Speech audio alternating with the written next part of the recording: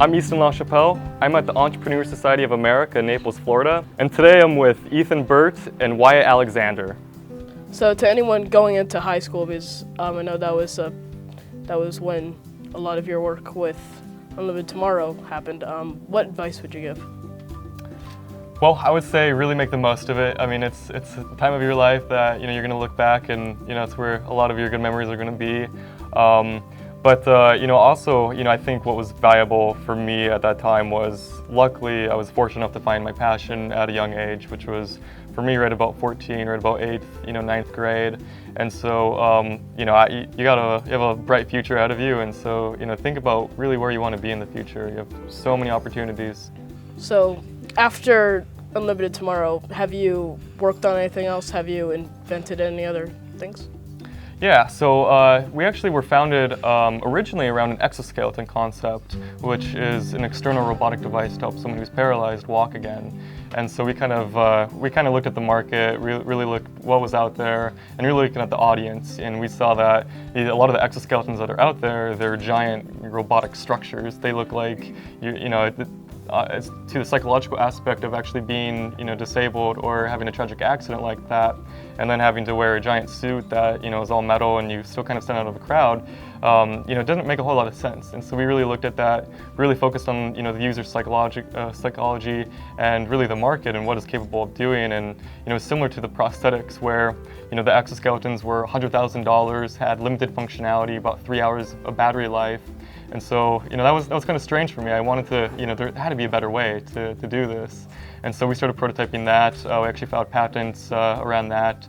And with that, it actually does require FDA approval, which means for us, we're pretty much just going to wait until we do have the infrastructure to be able to pass something like that through. We're also working on the robotic arm still. We're starting to branch into many different applications with that, including prosthetics is one of the main ones. Even education, actually creating a curriculum behind what we're doing to really put this within an education environment to create creativity within an education environment, which I think is definitely needed. And right now we're actually working on industrial control systems or human interface devices. So similar to like joysticks, but we're kind of reinventing that in a way that you can control a large amount of movements at once or simultaneously with accuracy and precision. A lot of the controls out there right now are just little joysticks, and you can only move 1 or 2 joysticks at once. And so, that means you can only move 1 or 2 movements at once. And so, if you're operating a backhoe or something where you have to move, 6 movements to actually do a functional task, then, that just takes forever to do that task. So, we're starting to file patents and securing large contracts on that side. But the cool thing about technology is that, you develop it, maybe for one application, but then you realize that there's tons of other markets that can use something like that, and just a small amount of change, and that's something that we're just starting to realize more and more every day. Interesting. So when you were young, like very young, did you always see yourself working in this sort of technology and prosthetics sort of line of work? When I was younger, I didn't really have any kind of knowledge about prosthetics. I didn't really, know anybody that, was an amputee or anything like that. And what kind of got me towards prosthetics was meeting a small girl who had a very expensive prosthetic limb, and that was, that was kind of an aha moment for me that I could take something that I was making in my bedroom and potentially impact someone's life. I guess when I was younger, I was always fascinated by robots. I kind of had this idea in my mind that it was almost far-fetched to work on robots, that you can actually do that for a living, or, you can actually be a person that makes robots. I was, when I think about robots, I always think about like governmental labs or, NASA or the military or something like that. And, really no easy way to dive into that field. But, luckily there was a lot of other technologies, new business models that came along that really allowed me to start learning at a fast pace and also, starting to execute and turn this into a business. So. Thank you. Thank you for answering these questions. Yeah, hey, well, good luck with you, and look forward to talking in the future. Thank you. Thank you. What is the best piece of advice you would have for young inventors? That is a question. Well, I think for me, I came across many points where things were extremely hard. I remember actually the first project that I made when I was right about 14 or 15. I was learning all new systems about wireless radios and things like that. And for me, that was one of the harder parts of everything, because it's something that you can't really see or fathom, but something that's going on in electronics, and something just doesn't communicate right, then it's not something that it's easy to fix right away. So there's been a lot of moments, even when another one is I got a quote for $500 just to print the hand, and I didn't have even close to that kind of money to put into a project like that, and so I kind of had to get creative. But it's really just using your resources, using the opportunities that you do have. For me, the biggest opportunity that I saw was the internet. It gave me the ability to communicate with people all across the world, be able to ask questions and figure out why things work the way they do. And I think in a broader sense, to answer your question, it really comes down to curiosity for me. And that's just to ask questions and be able to walk away with more questions in a way. And I don't think you'll ever get to a point where you have a full answer, but that I think that's the point. And yeah, and so I would just say be curious. If you do come across hard times or tough times, then I think that's what's supposed to happen. That's kind of the test of it all. And if you figure out a way to power through it, then I think that's what you're supposed to do. Do you plan on going to college?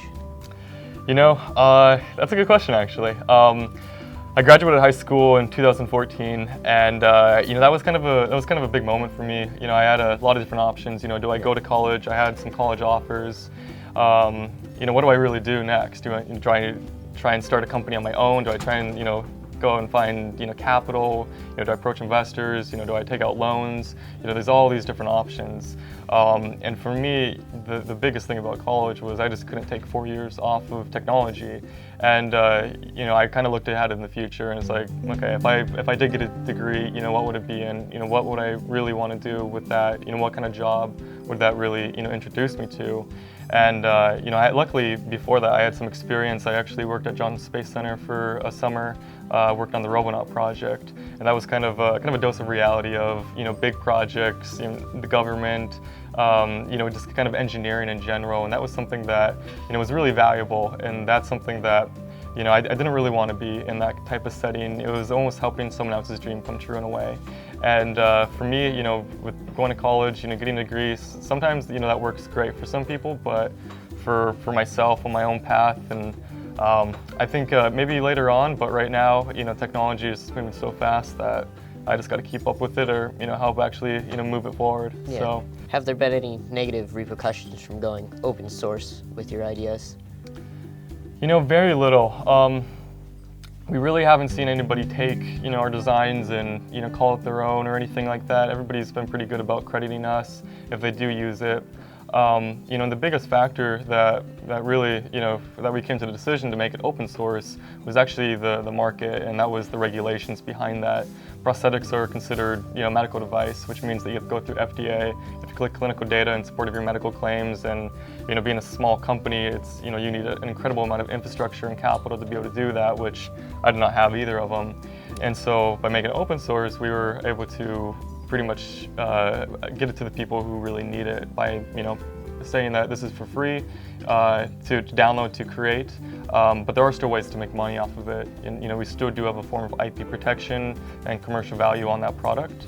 But no, really nothing negative. It's been a lot of positive, and again, I mean, it's for the goal of creating a product like that, and for who the audience is, it just made a lot of sense to make it open source. But it's not always the right model for every product. Yeah. Okay. Well, thank you for being here with the Entrepreneur Society of America. Hey, well, thank you. Yeah, keep up the good work, and look forward to hearing about you in the future. Okay. Thank you. Nice to meet you.